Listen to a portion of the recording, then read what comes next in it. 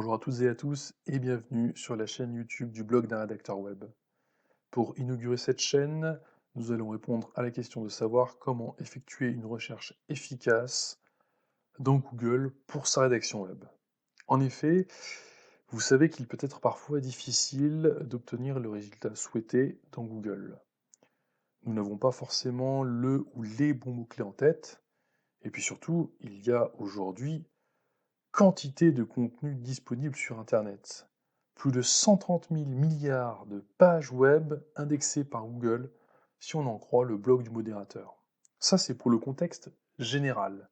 Mais si vous lisez le blog d'un rédacteur web, vous savez que la tâche de ce dernier, c'est densifier, c'est complexifier au fil du temps. Il y a beaucoup de travail à faire, comme la recherche de mots-clés, le netlinking, l'écriture d'un contenu qualitatif, etc. Et ces tâches elles-mêmes se sont complexifiées sous l'effet de l'infobésité décrite précédemment. Alors, quand on est une rédactrice ou un rédacteur web, on a besoin d'un coup de pouce. Et ce coup de pouce s'appelle l'opérateur booléen. On l'appelle également opérateur de recherche ou opérateur avancé.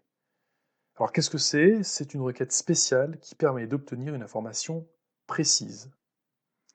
On l'utilise principalement dans le cadre de ce qu'on appelle le Google Hacking, pour débusquer des vulnérabilités sur des sites web. On l'utilise également dans le cadre de l'OSINT, la recherche de renseignements en source ouverte. Ces opérateurs booléens ont été réduits à peau de chagrin au fur et à mesure du développement de Google.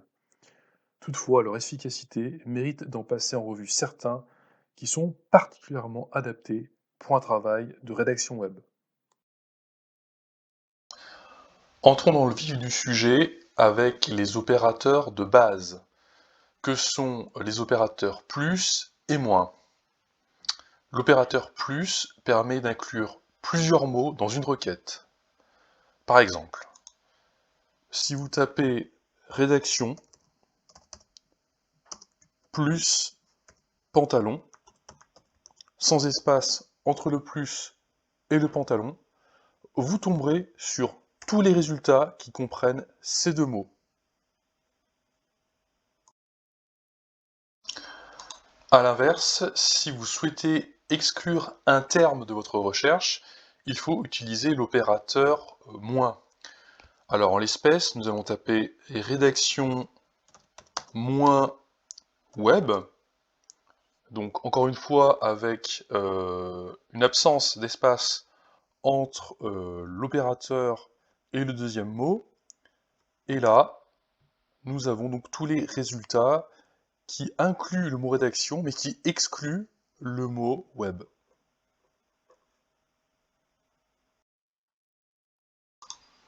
Plus intéressant pour notre travail de rédaction web, l'opérateur site permet de retrouver un contenu précis dans un site internet. La requête se compose de la manière suivante. Vous tapez d'abord l'opérateur, suivi de l'URL du site, puis vous entrez les termes recherchés. Par exemple, nous allons effectuer une requête sur le site du blog d'un rédacteur web. Alors, vous entrez l'opérateur, sites, l'URL du site, blog d'un rédacteur web.com, puis les termes recherchés. Par exemple, je vais chercher tous les contenus relatifs à la longue traîne. Et voilà.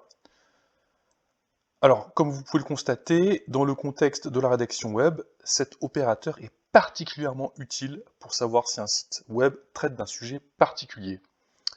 Il est d'autant plus pertinent si le site en question ne dispose pas d'un moteur de recherche. Par ailleurs, l'opérateur site est intéressant dans le cadre d'un travail de référencement naturel. En effet, il permet de connaître le nombre de pages indexées par Google d'un site internet. Alors, pour ce faire, il suffit d'entrer l'opérateur avec deux points, suivi de l'URL du site, comme tout à l'heure. Voilà, sauf que cette fois, on ne fait pas de requête particulière, donc on s'arrête là. Vous appuyez sur Entrée, Et le résultat s'affiche en haut, des résultats en bleu. Et donc on constate ici que Google a indexé 83 pages du blog d'un rédacteur web. Donc cette démarche est particulièrement intéressante car si les résultats ne correspondent pas au nombre de pages qui composent votre site, il est alors nécessaire d'entamer les démarches idoines dans la Search Console. En outre, il faut faire attention à l'ordre dans lequel s'affichent les résultats, car les premiers correspondent aux pages les plus populaires. Une dernière chose concernant l'opérateur site, vous pouvez l'utiliser pour les réseaux sociaux. Par exemple, facebook.com suivi du nom de votre marque ou de votre site, en l'occurrence blog d'un rédacteur web. Vous appuyez sur Entrée,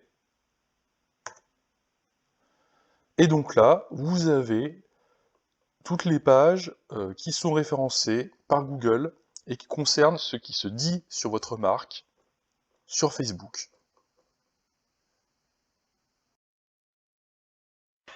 Allons plus loin dans la précision avec les opérateurs InURL, InText et InTitle. Alors, ces opérateurs permettent d'effectuer des recherches dans des endroits très précis d'une page internet. Alors par exemple, si on prend l'opérateur InURL, eh bien, vous pouvez effectuer une recherche dans l'URL d'un site internet. On va faire très simple, par exemple, rédacteur web. Et donc là, vous avez toutes les URL qui comprennent les termes rédacteur web.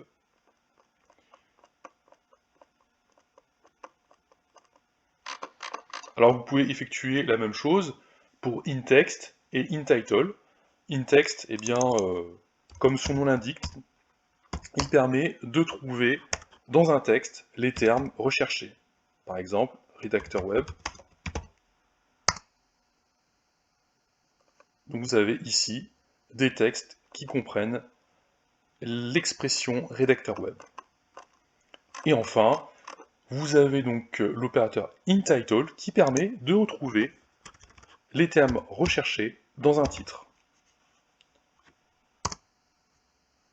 Voilà donc les résultats. Vous avez les titres qui comprennent l'expression rédacteur web.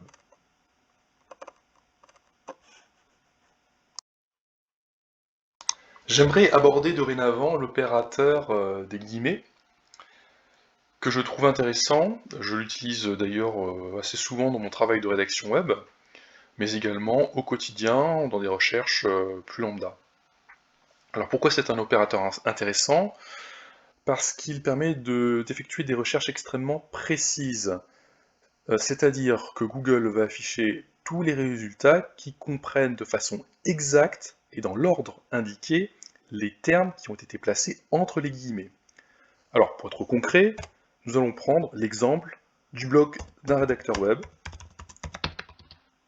Comme c'est original, voilà, vous rentrez l'expression entre les guillemets, et puis vous tapez sur Entrée. Et donc là, vous voyez, hein, en gras s'affiche donc l'expression recherchée, et vous voyez qu'elle n'est pas tronquée, c'est bien celle qui a été rentrée entre les guillemets. Alors, pourquoi cet opérateur va être particulièrement utile pour votre travail de rédaction web? Parce qu'il permet de savoir qui cite votre marque sur le web. Par ailleurs, puisque tous les termes inclus et les guillemets font l'objet de recherches sans exception, cet opérateur va vous servir à détecter le contenu dupliqué. Hein, par exemple, vous allez sur votre site internet, par exemple, donc là on le prend mon site web,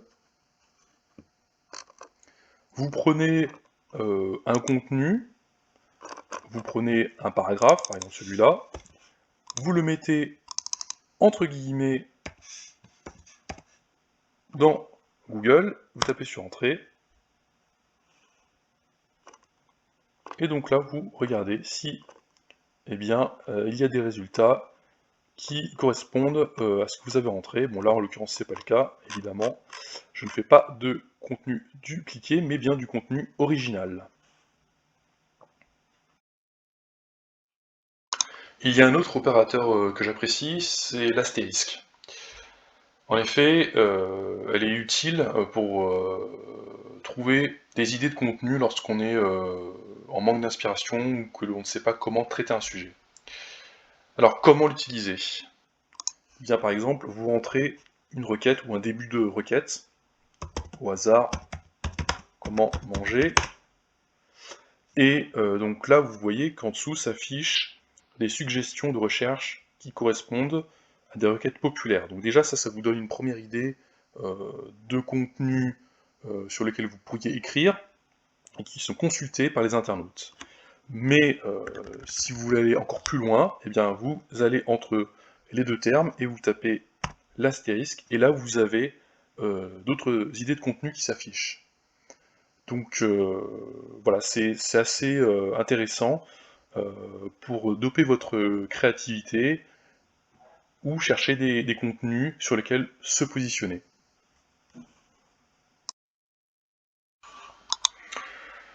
Pour finir, il faut savoir que vous pouvez utiliser plusieurs opérateurs en même temps pour effectuer des recherches encore plus précises.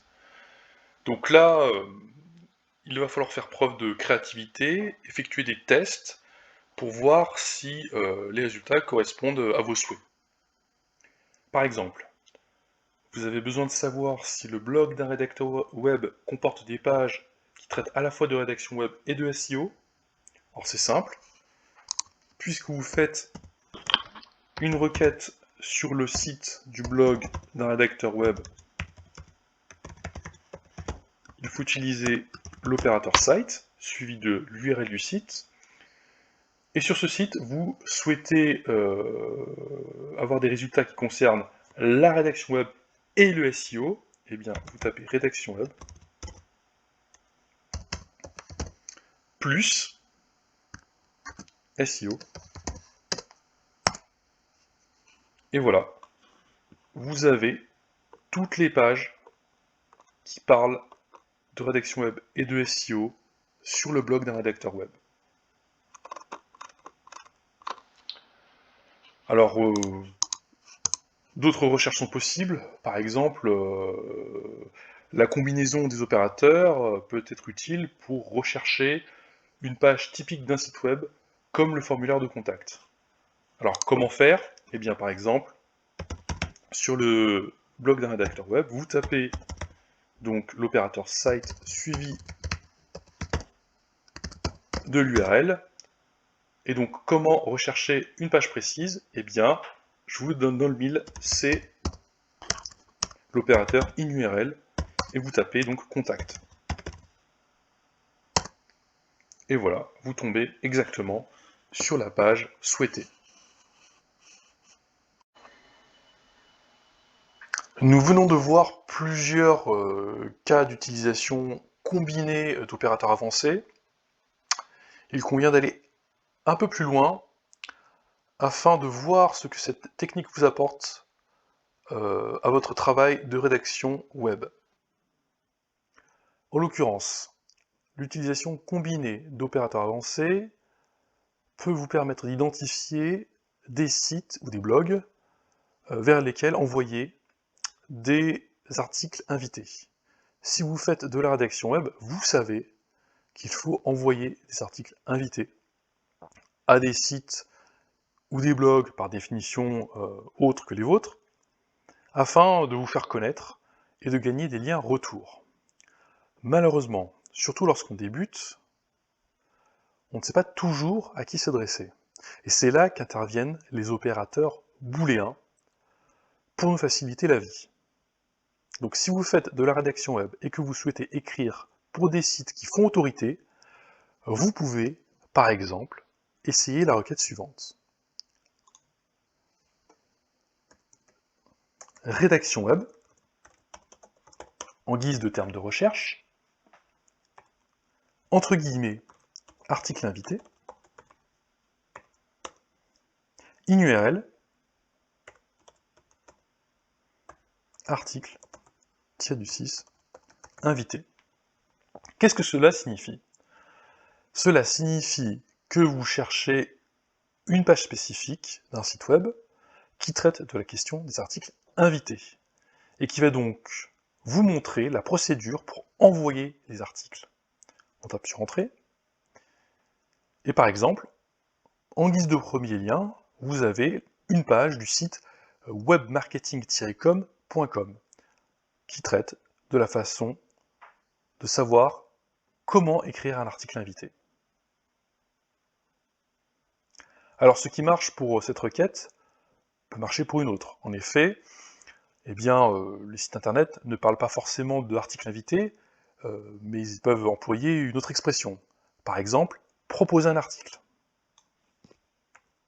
Alors on fait le même travail.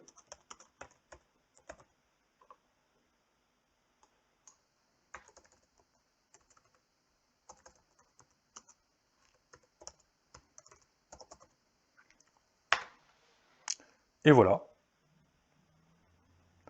Vous avez en guise de premier résultat une page du site annonce-de-france.net qui traite de la question de l'article que vous êtes susceptible de lui proposer. Vous voyez par exemple là, en guise de second terme, guest blogging.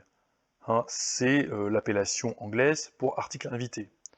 Ce qui suggère que c'est également une requête à faire avec ces opérateurs avancés.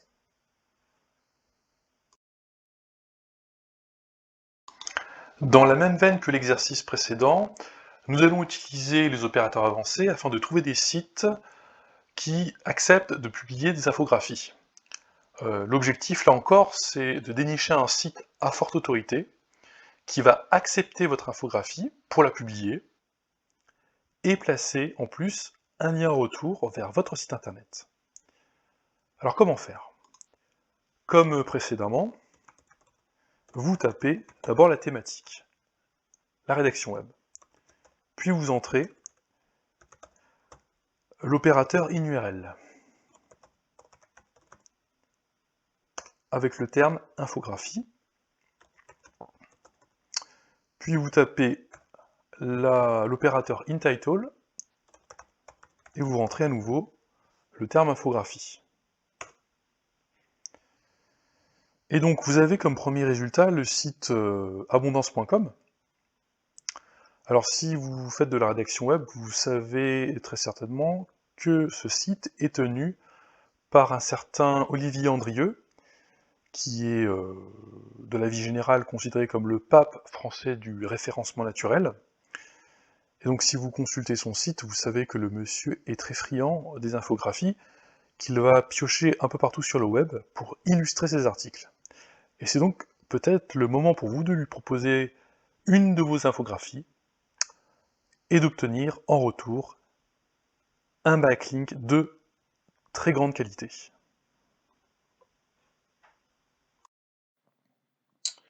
Cette vidéo est terminée, je vous remercie de l'avoir regardée. Si vous l'avez appréciée, n'hésitez pas à laisser un pouce vers le haut et à vous abonner à ma chaîne, hein. Il y a d'autres contenus à venir concernant la rédaction web et le référencement naturel. N'hésitez pas non plus à laisser un commentaire, moi je suis assez curieux de savoir comment vous utilisez les opérateurs booléens et je ne manquerai pas de vous répondre. Vous pouvez également vous abonner aux pages de mes réseaux sociaux, vous retrouverez les liens en description. Je vous remercie, à bientôt!